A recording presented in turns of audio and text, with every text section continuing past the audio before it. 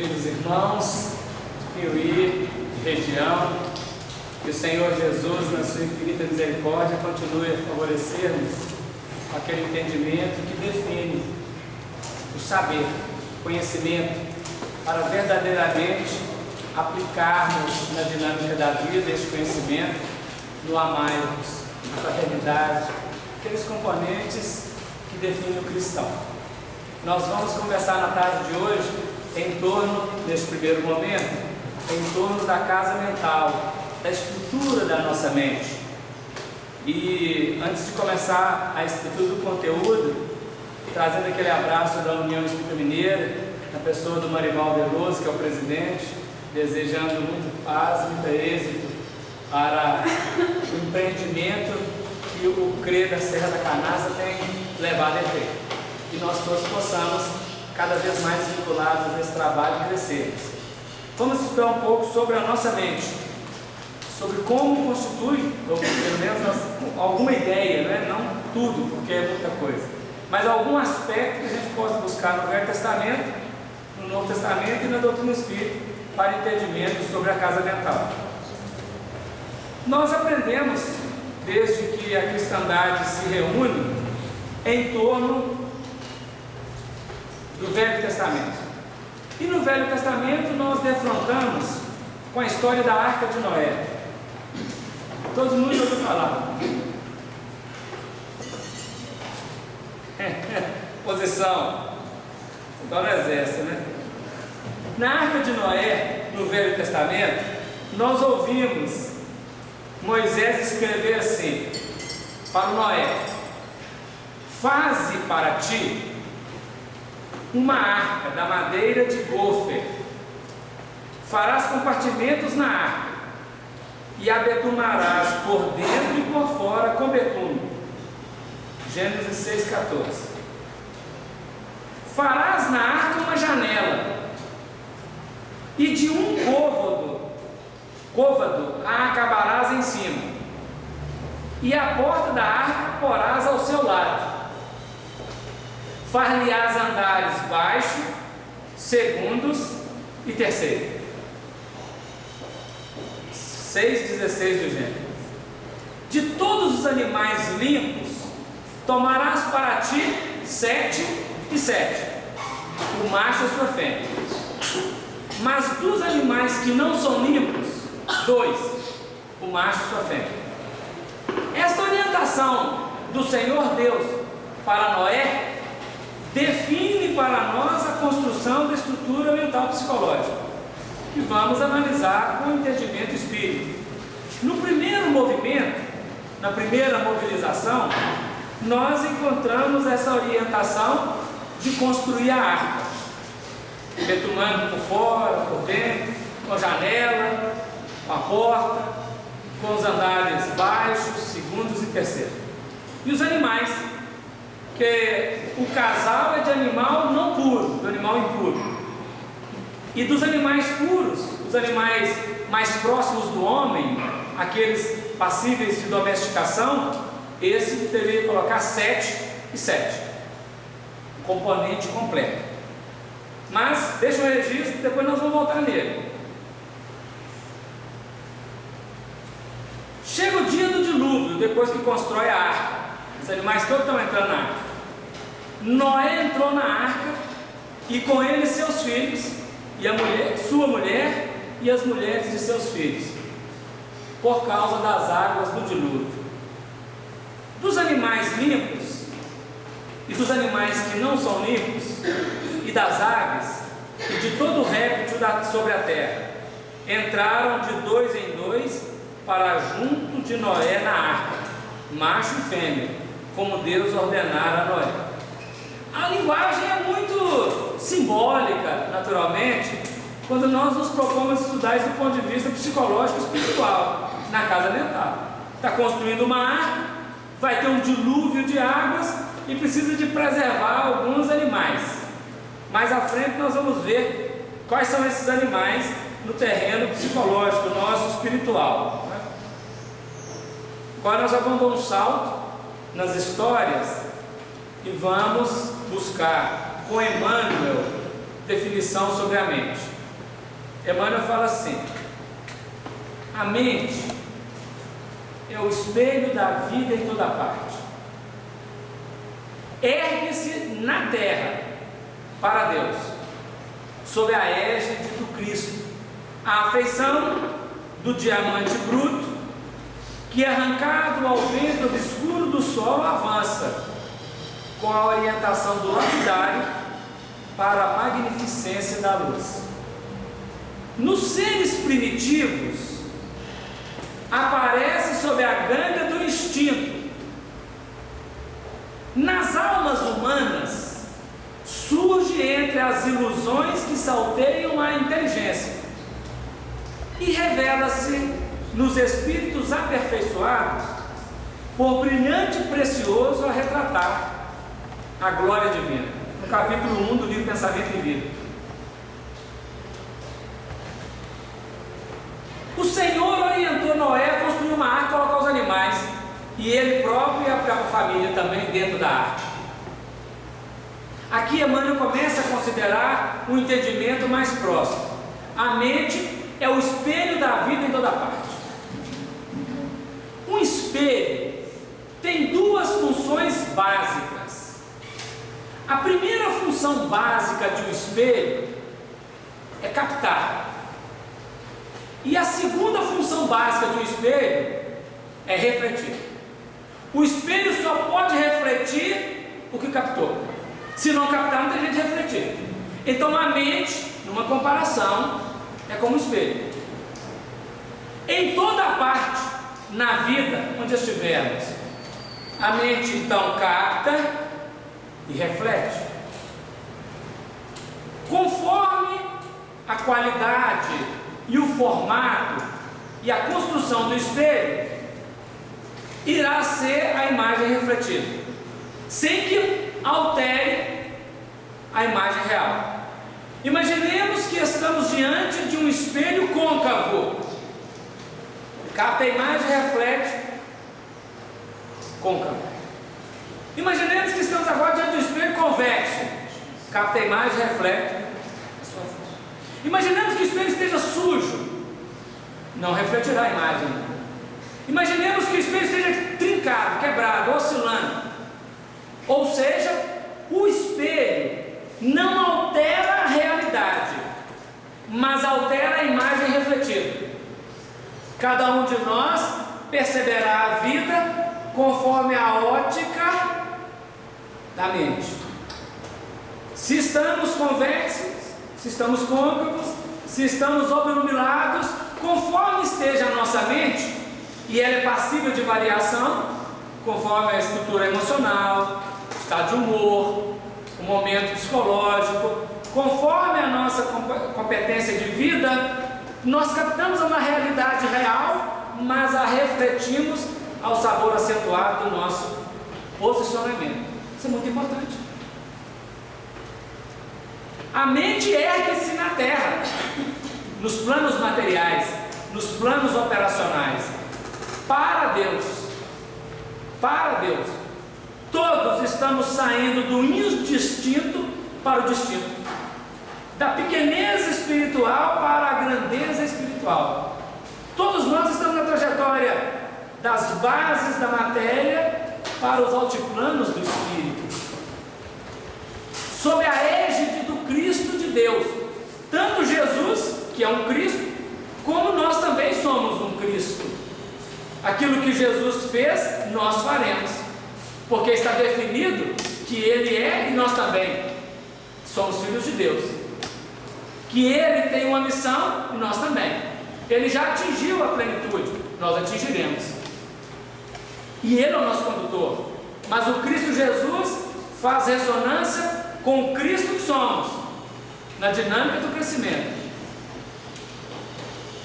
A nossa mente, como que é arrancada do solo, ela caminha para a magnificência da luz, para refletir a luz plenamente.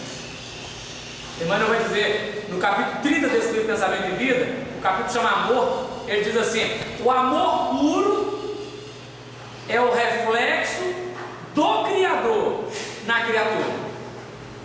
O amor puro, quando mobilizado em nossa intimidade, irá captar.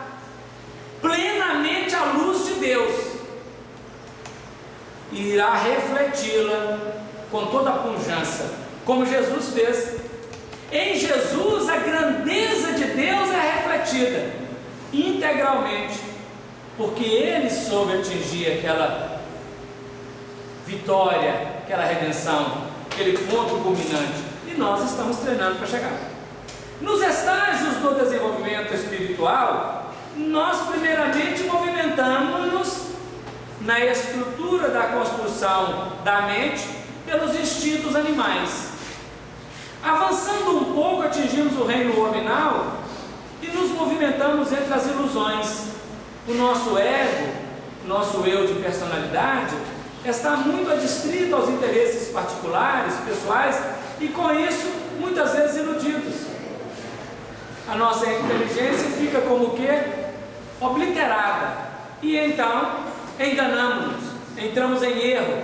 O erro leva à queda, a dor chega como expiação para o trabalho do resgate, da redenção e da evolução, até atingirmos o plano dos espíritos já aperfeiçoados, plenos, mais puros, onde a nossa mente será como um diamante,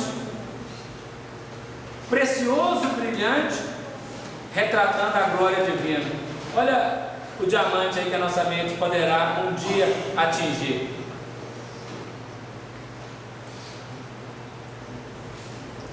André Luiz vai nos ajudar a compreender o cérebro para entender a mente. Aliás, aqui por enquanto é a fala de Emmanuel ainda, está no Pensamento e Vida, capítulo 1 primeiro.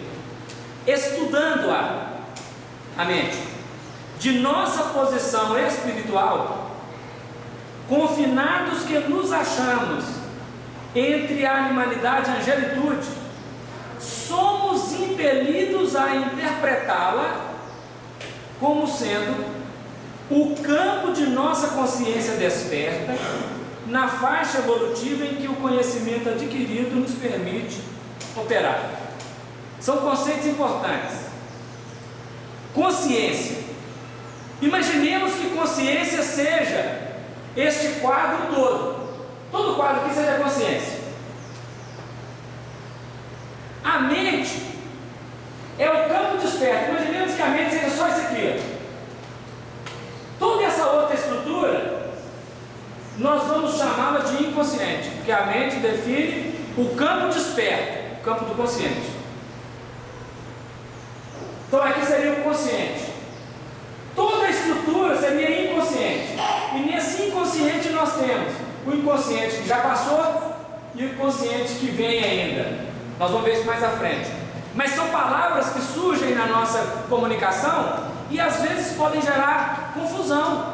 O que é o superconsciente, o subconsciente, a consciência, a mente, o consciente? O que é isso?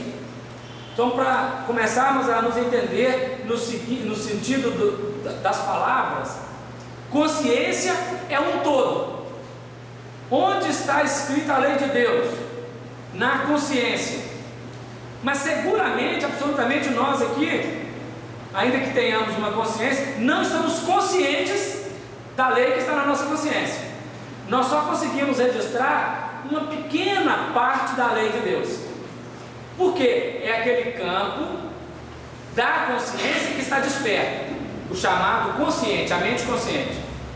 O outro ponto que não está desperto, ele vai ser desperto ainda, de maneira que um dia a nossa mente irá abarcar o todo e não apenas uma parte. De maneira que a mente do Cristo abarcava um todo. No Cristo não tinha inconsciente, no Cristo tinha plenitude de luz.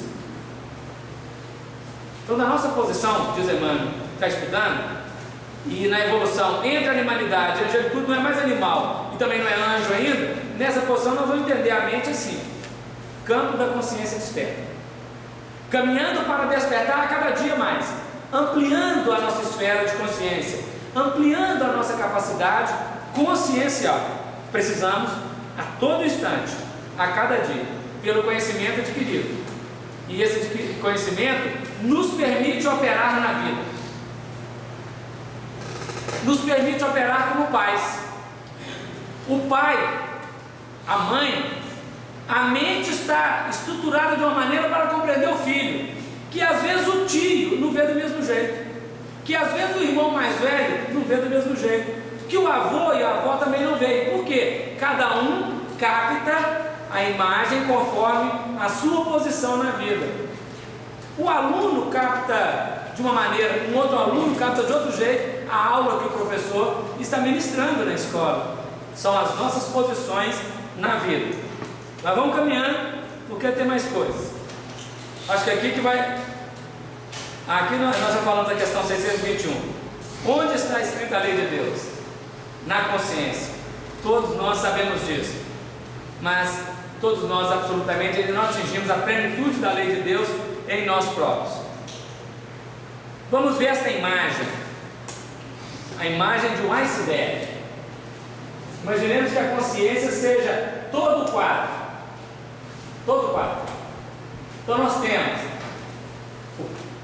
o céu, vamos chamar aqui, né, o espaço superior, acima da superfície, e nós temos a parte da superfície, e temos também a parte concreta do iceberg, e temos a parte visível, a parte oculta e a parte visível.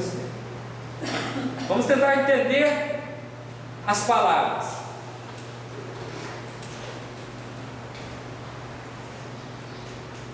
Essa parte do espaço chamamos superconsciente ou inconsciente, que representa o futuro, representa o amanhã. A superfície é a mente consciente, o presente, o momento agora, somente a superfície. Somente a superfície. Essa parte de baixo toda é o subconsciente, ou pode chamar de inconsciente, consciente passado, o ontem. Essa parte que está fora do iceberg, Jung chamou de arquétipo coletivo, pertence à coletividade. Essa parte que é o iceberg é o nosso inconsciente passado, é tudo que eu já vivi, está registrado aqui. Aqui é o que faz parte da história dos seres, da vida, mas eu não vivi, eu vivi esse aqui eu não vivi não, esse aqui faz parte da vida, é coletivo. Da mesma maneira aqui em cima, o superconsciente que eu consigo conceber é essa parte aqui, é aquilo que eu consigo vislumbrar para o meu amanhã, que eu desejo ser, eu quero morar em nosso lar, quero morar em Sírio, voltar para a capela, qualquer coisa assim.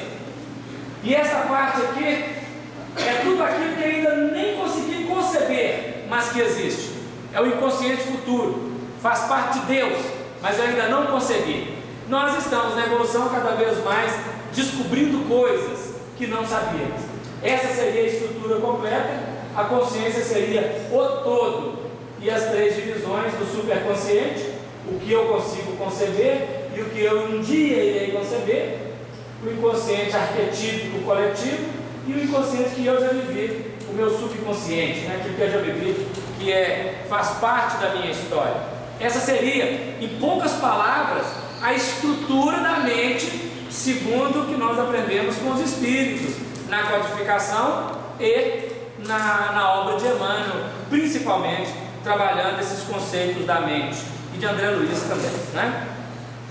Definindo para nós o entendimento sobre a vida, sobre os nossos postulados.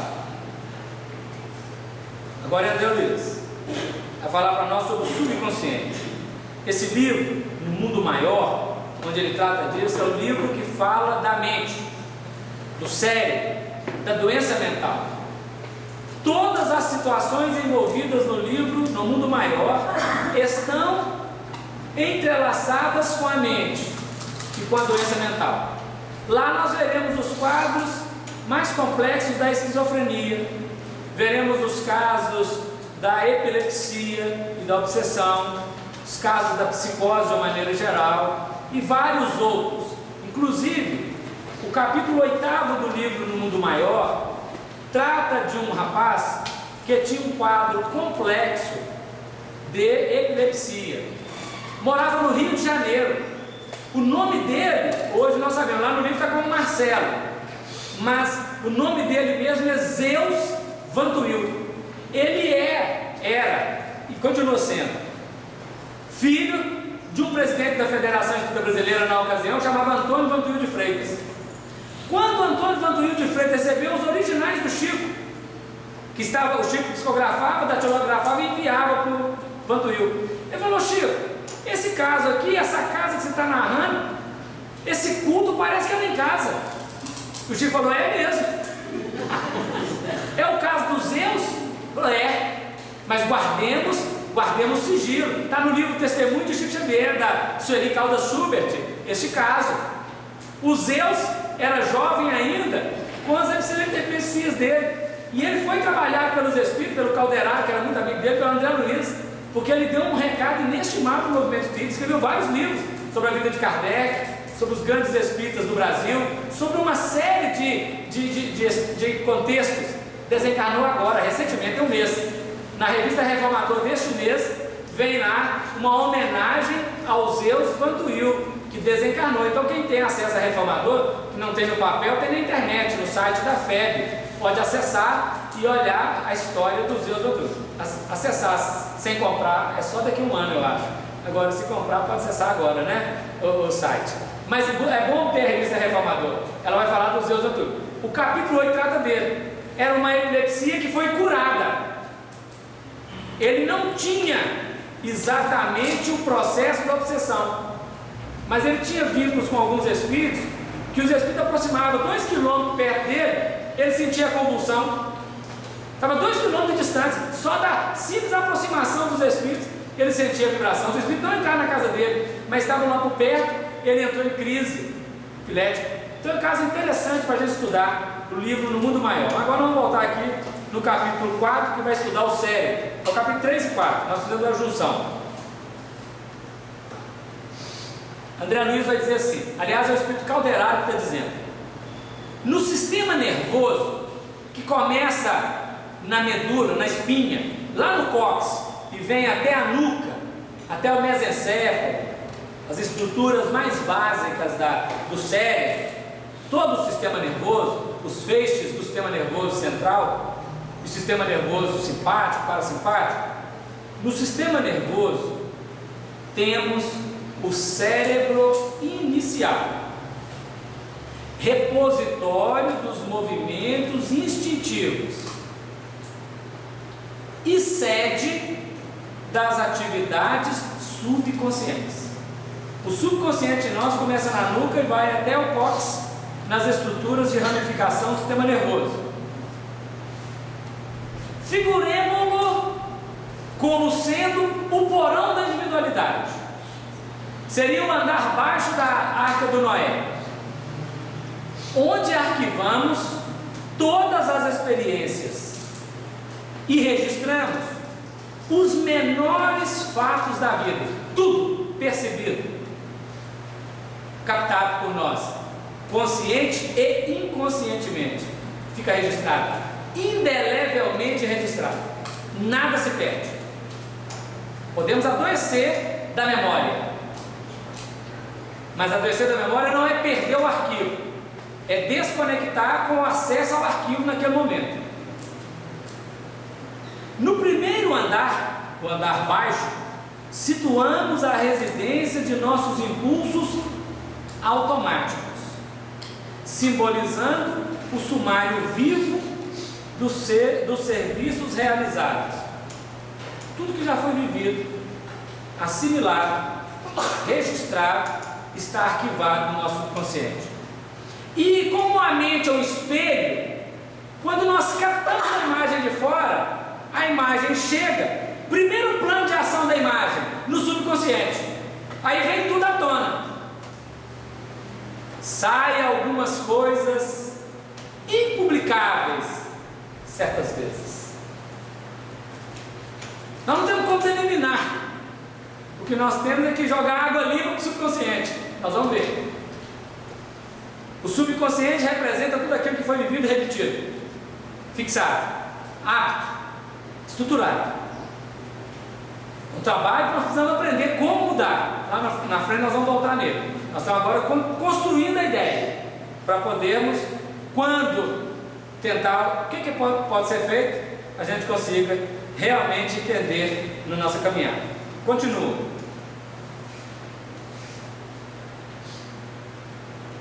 A criatura estacionária na região dos impulsos perde-se num labirinto de causas e efeitos, desperdiçando tempo e energia. Aqui o Espírito Calderaro está ensinando para André Luiz a doença, o adoecimento. A pessoa que fica muito presa ao passado, presa apenas na reação instintiva, presa apenas às situações que já passaram, ela fica rígida num sistema de causa e efeito, ou seja, não consegue abstrair numa relação mais ampla. A gente chama assim, aquela cabeça dura, turrão, que só bate e leva, bate e leva, bate e leva, não consegue abstrair, porque estamos aprisionados ou estacionários na região dos instintos, do reflexo. Comigo é assim, bateu, levou, quer dizer, não tem nem reflexão. Acontece a cena, eu já reajo. São as questões. Então nós já estamos conhecendo as estruturas. O que acontece no subconsciente, ou o que ele define, e o que o adoecimento ou aprisionamento lá apresenta para nós. Vamos ver o consciente.